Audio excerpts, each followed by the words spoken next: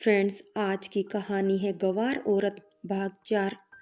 अपनी माँ को इस तरह चुप देख धीरज, माँ बताओ चुप क्यों हो? तुम मेरे साथ हो या इस औरत के साथ? तभी धीरज की माँ धीरज के गाल पर थप्पड़ देते हुए, धीरज क्या तब से औरत औरत लगा रखा है? काव्या नाम है उसका, यह भी भूल गया तेरे बच्चों की माँ है वो। धीरज तेजी से काव्या का हाथ खींचते उसे कमरे में ले गया। आज माँ ने तुम्हारी वजह से मुझ पर हाथ उठाया। तुम अपनी औकात मत भूलो, मेरे टुकड़ों पर पलती हो तुम। अगर मैंने पैसे देने बंद कर दिए तब समझोगी तुम, यह अकड़ सब निकल जाएगी। धीरज को यह बोलते देख काव्या अजय के कमरे में चली गई। अजय ने अपने पापा की बात को सुन लिया था। अब धीरज की बातों से काव्या के आंसू नहीं बह रहे थे। आज अपने आत्म सम्मान की चोट से उभरने का वक्त था। उस इंसान के साथ उसका यहाँ रहना मुश्किल था। अजय ने भी माँ से कुछ नहीं कहा। वो ठान चुका था माँ जो भी फैसला करेगी वो उसका ही साथ देगा। अपनी माँ के आत्मविश्वास को टूटने नहीं देगा और न ही पिताजी के सामने हाथ फैलाने को बोलेगा।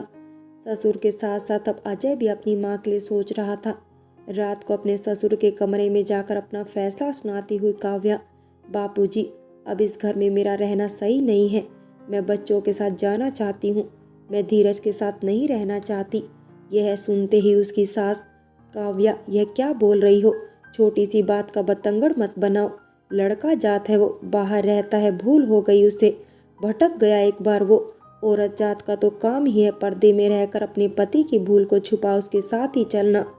काव्या बापूजी की तरफ देख कम लफ्जों में पूरी बात कहते हुए, बापूजी शायद मेरा जाना ही बेहतर होगा, कहकर बात को आगे न बढ़ाते हुए काव्या सोने के लिए तो चली गई। लेकिन नींद किसी की भी आंख में नहीं थी। सुबह जब उठी तो दरवाज़ा खुला था। शायद धीरज जा चुका था। धीरज के जाने के बाद उसके ससुर ने काव्या को जाने नहीं दिया। बुढ़ापे में अपने पोते पोतियों से उसे दूर न करने को कहा। काव्या रहने तो लगी, लेकिन अब उस घर को अपनाने में उसे दिक्कत आ रही थी। जिससे कभी एक गहरा रिश्ता कायम था, आज परायेपन का एहसास हो रहा था। उसके ससुर काव्या का उदास चेहरा देख उसके ससुर की तबीयत खराब रहने लगी। वो जानते थे काव्या का यूँ अचानक निकलना उसके और उसके बच्चों को काफ़ी भारी पड़ेगा। उन्होंने मोहमाया की बातों से काव्या को घर में रख तो लिया था, लेकिन धीरज के लौटने पर वो यहाँ नहीं रहेगी, यह समझ चुके थे। सब अपने में ही परेशान थे कि उसके पड़ोसी, जिनसे उन सब का काफ़ी हद तक उठना बैठना था, काव्या के भोलेपन की वजह से कई छोटे मोटे काम करवा लेती थी।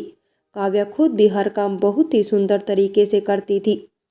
इस बार फिर से पड़ोसन, काव्या मैं एक प्रॉब्लम में पड़ गई हूँ। काव्या, जिसने धीरज की करतूत के बारे में अभी तक बाहर वालों को नहीं बताया था, उसके सामने भी हिम्मत बांधे। अब किस प्रॉब्लम में फंस गई मेरी बहन? पड़ोसन, मेरी बेटी का जन्मदिन है कल। तुम्हें तो पता ही है। इस बार तुम खाना बना दो प्लीज़, क्योंकि जो खाना बनाने आती है वो इस शहर में नहीं है और इतनी जल्दी कोई नहीं मिल रही है। तुम तो जानती हो मैं इतना कुछ नहीं संभाल सकती। 50 लोगों का खाना बनाना मुझसे नहीं होगा। मेरे हाथ का खाना तुम्हारे भैया को ही नहीं पसंद, तो उन सबको क्या खाक पसंद आएगा? अगर तुम बना दो तो। काव्या, ठीक है कोई बात नहीं, लेकिन मैं तुम्हारे घर पर नहीं अपने घर पर ही बनाऊंगी, तुम ले जाना। वो पड़ोसन भी बहुत खुश हो गई। काव्या के मन में एक नए विचार ने जन्म लिया था। विचार के साथ अजय के पास जाकर अजय को पड़ोसन वाली सब बात बताई और यह भी कहा अगर वो होम डिलीवरी का बिजनेस कर ले तो कुछ पैसा आ जाएगा। अजय, जो आज मोबाइल के हर टेक्नोलॉजी के जानता था, अपनी माँ की बात सुन अचानक से उसके दिमाग में एक आइडिया आ गया। अब उसका ध्यान अपनी माँ की बातों पर नहीं था, वह कुछ अलग ही करने की तैयारी करने लगा। दूसरे दिन जब उसकी माँ पड़ोसन के लिए रात के डिनर की तैयारी कर रही थी, तो उसने हर खाने के आइटम को अपने मोबाइल पर वीडियो बनाना शुरू किया। काव्या अब भी अनजान थी अजय के दिमाग में क्या चल रहा है। उसने बार बार पूछा उसे आज अचानक वीडियो की क्या सूझी, लेकिन अजय ने बस यही कहा कि उसका मन हो रहा है आज वीडियो बनाने का। काव्या जानती थी अजय सारे दिन मोबाइल में ही लगा रहता है, इसलिए उसने इस बात पर ध्यान नहीं दिया। सबने काव्या के हाथ के खाने की तारीफ कर रहे थे। सबकी बातें सुन अजय को एक उम्मीद नजर आ रही थी। वो रात में बैठकर मोबाइल पर कुछ करने लगा। अब तो रोज की ही बात हो गई। अजय और छवि रोज ही कुछ न कुछ फरमाइश करते कि यह बनाओ वो बनाओ। उसकी माँ जब भी बनाती बस अजय उसे अपने मोबाइल में रिकॉर्ड करता। काव्या अब अपने बेटे की इस हरकत से परेशान थी। उधर धीरज एक ही ऑफिस में प्रेरणा के साथ काम तो कर रहा था, लेकिन ऑफिस में अब उसकी कोई इज्जत नहीं बची थी। उस पर प्रेरणा के लगाए गए आरोपों का सामना करना पड़ रहा था। घर में पैसे भेजना तो उसने बंद ही कर दिया था, इस उम्मीद में कि कहीं ना कहीं पैसे के अभाव में काव्या उसके पास लौट कर आएगी। अचानक से एक दिन काव्या की सासू माँ अपने पति से 8 महीने हो गए उस बात को, लेकिन मेरा बेटा अभी तक घर नहीं आया, न ही फ़ोन करता। ज़रा आप फ़ोन करके पूछ तो लीजिए। जो अपनी पत्नी और बच्चों की जिम्मेदारी नहीं उठा सकता, उस नालायक इंसान से मेरा कोई ताल्लुक नहीं। धीरज ने काव्या को झुकाने के लिए उनका खर्चा बंद तो कर दिया, लेकिन मैं काव्या को जानता हूँ, उसके स्वाभिमान को ठेस पहुँचाई है तुम्हारे बेटे ने। मैं काव्या के नाम से एक फ्लैट खरीदूंगा, अगर वो जाना चाहे तो जा सकती है, अब उसे रोकूंगा नहीं।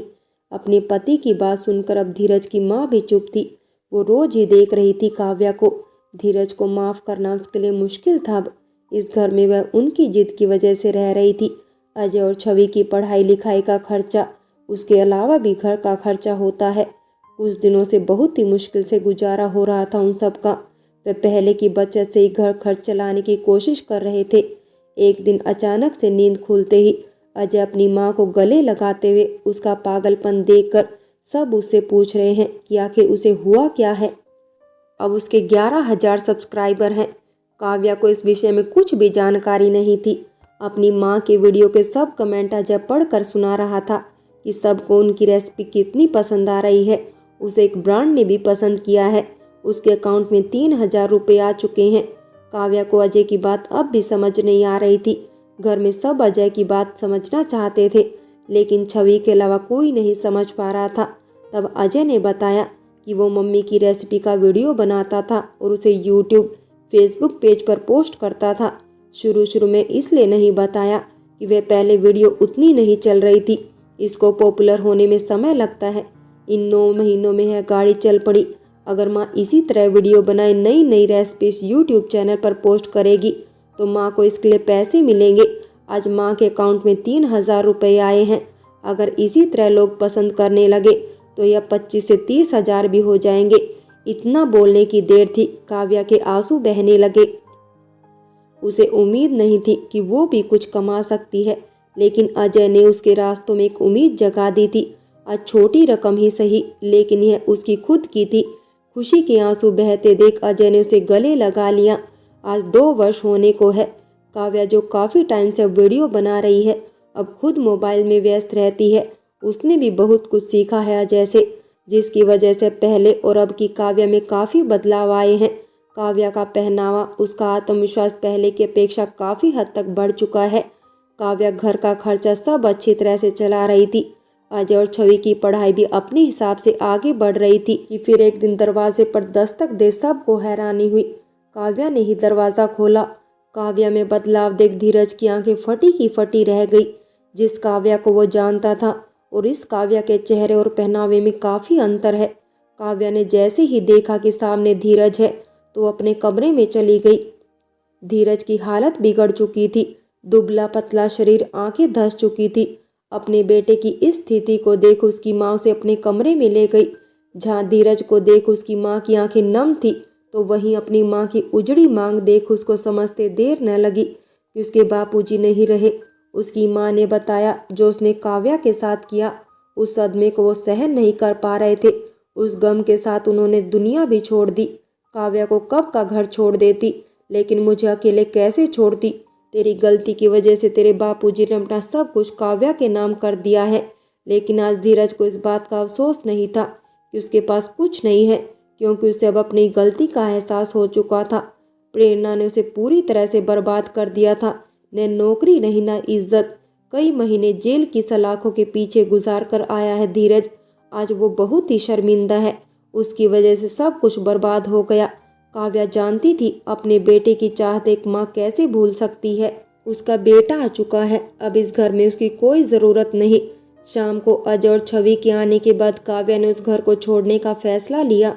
उसकी सास यह सुनकर, काव्या मैं जानती हूँ तुम धीरज को कभी माफ़ नहीं कर सकती, अब मैं तुम्हें रोकूंगी भी नहीं।